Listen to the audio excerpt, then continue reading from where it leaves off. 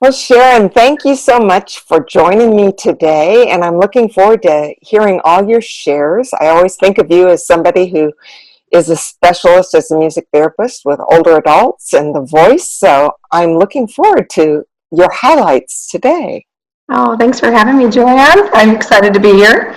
I'm coming to you from St. Mary the Woods College right now. So, Ooh, it's such a beautiful place. If people haven't ever been there, they really should go visit, and if not, at least take a class. So, yeah, definitely.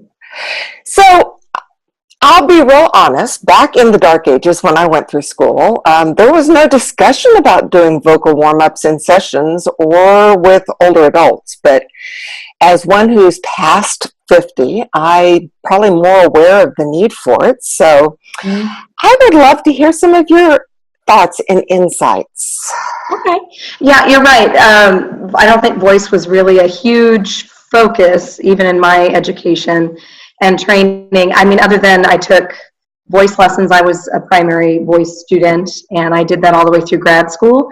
And so I, did the classical repertoire, and no one really showed me how that would need to be adjusted when I was in sessions. And in speaking to my graduate voice professor now, who's she's now in a different institution and she's a fantastic teacher and singer. She talked about the fact that that she wished that she could have provided a little bit more, but not understanding what the context in music therapy is a challenge for voice teachers. We're lucky here because my husband is actually the voice professor, and so I get to use him as a person that I can refer to because he understands our music therapy students because he's knows music therapy through me, and it's a really great asset and resource. So anyway, so some of the different things that I can talk about in the aging voice. I too am head on in middle age here, and I've struggled with vocal health issues just related to clinical work. I worked in long-term care for 5 years, and when I left school and started working full-time in long-term care, I started having some major issues. And it was kind of an identity crisis because voice was where I felt my strongest asset. And I was having to change keys. I didn't quite know how to develop the stamina needed to be a music therapist in that setting, because I would go from an individual one-to-one session with a person, maybe a tenor, the man who may have had Alzheimer's disease, having to adjust my keys and trying to sing in a way that he could respond to, and then going to a group where I might be doing music and movement, or I might be doing a group singing experience with a larger number of people. So just the challenges of being a music therapist in general can be difficult on the voice, and knowing how to change between speaking like you and I are to going into a large room with a lot of people. This adjustment constantly is happening. So one thing as we age, and this is something that I kind of came into this research as I was looking at other research on vocal health, is as we age, especially women, as we go through menopause, there is something called calcification that happens, which is basically the tissue, the musculature, all of that becomes more rigid and less, there's not as much fluidity and flexibility in the mechanism. And a way to kind of help offset that is to be using your voice every day, to be singing consistently. For me, like I would go in maybe sing, or as a teacher now, I teach in a class, and then maybe I'm working at my computer for hours on end, and then maybe I go and do a session, and then I come back, and it's just this inconsistency of vocal use that can really create some issues for people. So just really maintaining the singing and the vocal ability. I know women who are still amazing professional singers who are in their 50s, moving into early 60s. So it doesn't mean that just because you're middle-aged means your voice is suddenly not going to be working, or it's not going to be a vibrant instrument. But I think that we do have to kind of think about it a little bit differently, and to be sure that we are doing the vocal warm-ups that you're talking about. I'll stop, hesitate, see if you have anything you wanted to jump in. No, I think that's true. Given the changes vocally that happen, what are you finding is helpful for you as far as being able to work, again, as you were talking about, with the vocal demands that we're dealing with as professionals. Right. Well, I think looking at my range is important. So I noticed that over time, my range had kind of shrunk. I was a high lyric soprano. Over the years, it has shrunk, and I don't have that high register that I used to. But it doesn't mean that you can't regain some of that. I think doing some different, I do a lot of sirens, lots of bilabial trills. I do lots of tongue trills. But one of the other things that I noticed is just tension. I have lots of muscle tension in my body, shoulders. I sit at a computer way too much, as we all do, I think, each day. And being aware of the fact that I am holding a lot of tension, which makes, and as I can talk about in a little bit, breath, makes my breathing a little bit more restricted, makes it my ability to sustain phrases more challenging. So I think being more aware of our physical bodies is really important. So the idea of stretching, I think yoga is a really great option for people, especially as we age, that you can do different types of yoga. You don't have to do hardcore yoga, just gentle stretches, holding different positions can help our joints. And we need that flexibility and that buoyancy in our body to allow us to feel, freer in our movement, but also to help the voice be more resonant and just more engaged and energetic. Because I notice when I'm tense, my voice will get very tight and tense. And you can hear it in other people.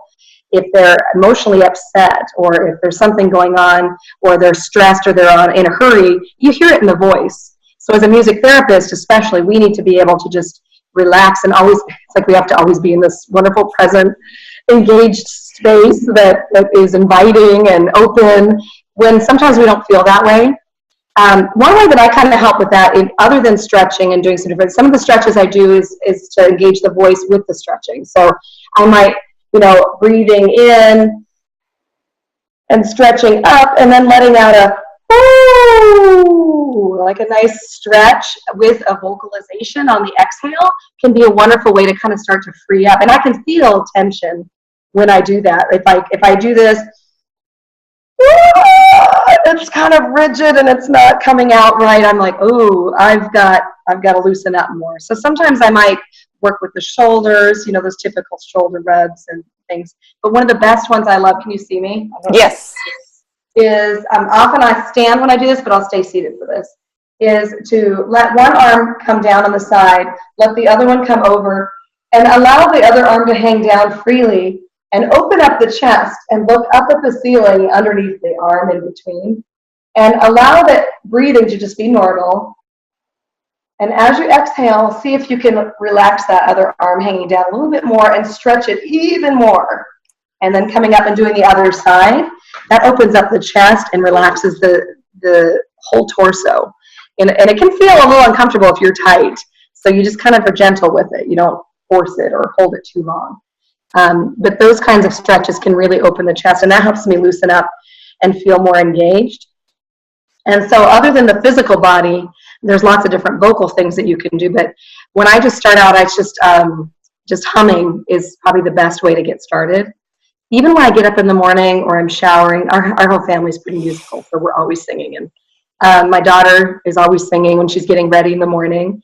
And sometimes we'll pick up on what the other person's doing and we create a fun, kind of riff or improvise. And it's just that sense of play and relaxed vocalization rather than thinking, I'm going to warm up now. Oh, do all that. It doesn't feel relaxed and comfortable. So just allow yourself to just hum. And making it nice and more forward, not in the back. You want it more forward.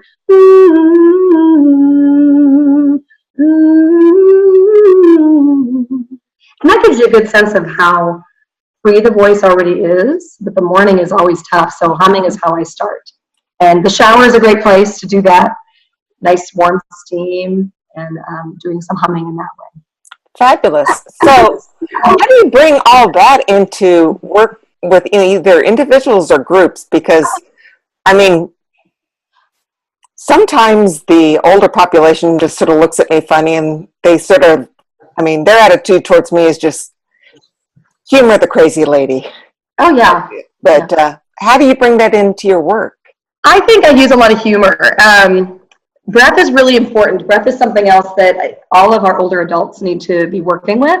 And when you go back to the body, the posture, if people have osteoporosis or any other kinds of arthritis, you'll start to see this hunching of the shoulders and this almost like this imploding of the chest cavity, or they might sit in a wheelchair. I've seen people sitting in chairs like this, or hunched down, or all kinds of positioning. So one of the things is, maybe thinking of maybe even using memories of sitting somewhere that would encourage more of a sitting posture like this, or sitting tall. Like if you're sitting at the dinner table, did you slouch over the dinner table, or did your mother tell you to sit up straight, right? And using kinds of everyday types of things can help engage people to, oh, that's how that feels. Yeah, I know how that feels to sit up like that. And then you can encourage breath with all kinds of, you can use a lot of silly things since they already think you're that kind of lady, right? That makes them do all these weird things. I use humor, and I think I used to use, let me get a little instrument. It's called Okay. I've had this for years. I don't even know if they sell them yet, but it's kind of a silly little sound machine. Ooh. In it. And so I use this a lot when I've worked with older adults, and let's create some ghost sounds, or like a woo, and it creates this just really silly experience. You can do it with a microphone or an echo mic or something else, but the idea of just playing. And my husband, who, like I said, is a voice professor here, I got this from him, and he says, if you can do it vocally, if you can vocally play and create those sounds, you can sing it. So if you're vocally playing, your voice is able to sing in that register, or sing those different lines and things like that. So anything that gets them with engaging their core and engaging the breath is really important. So the ghost sounds, ooh, or if ghost sounds doesn't work, just the wind. How do you replicate maybe environmental sounds or nature sounds? What kind of wind? Well, a soft wind would be like, ooh. And what would a loud wind be? Ooh. You can do all kinds of things like that. And you can incorporate ambient instruments too, where if they're vocally creating breath sounds that are wind, you might have some wind chimes, or you might have rain sticks, or you might do something that creates more of a structure around it, so it's not just sitting in a chair doing breathing exercises. I think that can be engaging as well. Does that answer what you were? Does it give you some ideas? Okay. Yes, very much so. So I guess the other piece might be, do you share an intention of let's warm up your voice, or do you adjust that some with the clients? I mean, how do you sort of handle that in your work? Yeah, I think it really depends on who you're working with. I did a group the other day with some women that I thought were going to be cognitively more declined than they were. And they were pretty astute. They were really with it. And so I actually talked about singing from more of the idea of singing and warming up the voice as a physical benefit. And I talked about the respiration and the breathing benefit that we get when we sing. And because some of them were kind of on the fence about whether they wanted to do this music thing, and like singing. And when I explained it, like physically what happens when we sing and how it engages the breath and how it helps with the oxygen getting into your muscles and relaxing the body, they were all on board, and they were willing to do all kinds of things. And then we had a lot of fun, and then they were singing and playing instruments and engaging with each other in different ways. But they needed that initial explanation, what we were doing and why. Whereas other people, sometimes depending on your relationship with them, I have people I can play with a lot. Just, they're just we kind of get into a kind of a fun, silly engagement when we get together. And so I can just start doing things sometimes, and they'll start imitating it, or we might do this vocal play back and forth. But the whole purpose of it might be to maybe energize them in their breath and help get them vocally ready to maybe sing an entire song, or or even just speaking, because that vocal warm up is really important. Because I've talked to people, and you probably have them too, Joanne, that their voices become more raw and almost like it's an effort for them to get a phrase out. And that really comes back to breath and them probably not engaging the breath. Sorry, now somebody's calling me. And that is something that I really, really work on, is just trying to help them get good breath, because then it energizes them, and then often then they'll engage for longer periods of time with singing. That makes sense. That makes a lot of sense. Is there any other insights you'd like to pass along? Well, this is a great one from, in terms of breath. So when we talk about posture, and this is for ourselves as when we sing, it's hard because we get hunched over, we're in different rooms and we're in different environments. But this comes from my husband, Michael, and it's I just love it so much. It's such a great visual. So if we think of our bodies as water bottles, we've got this one, right? It's kind of the crunchy, wax one. And this is the hard water bottle that it doesn't change shape. We want to be more like this one and not this one.